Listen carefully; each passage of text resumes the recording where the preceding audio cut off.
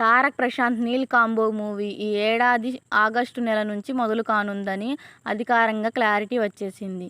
ఎన్టీఆర్ ఇప్పటికే వార్ 2 షూటింగ్లో పాల్గొంటుండగా ఆగస్టు నుంచి Tarak Prashanth movie regular shoot మొదలు కానుంది. Mythri movie makers, NTR art సంయుక్తంగా ఈ సినిమాను నిర్మిస్తుండటం గమనార్హం. 2 ఏళ్ల క్రితమే ఈ ప్రాజెక్టు ఫిక్స్ అయినా వేర్వేరు కారణాల వల్ల సినిమా ఆలస్యం. ఈ సినిమాకు డ్రాగన్ అనే టైటిల్ను పరిశీలిస్తున్నారని గత కొంతకాలంగా ప్రచారం జరుగుతోంది.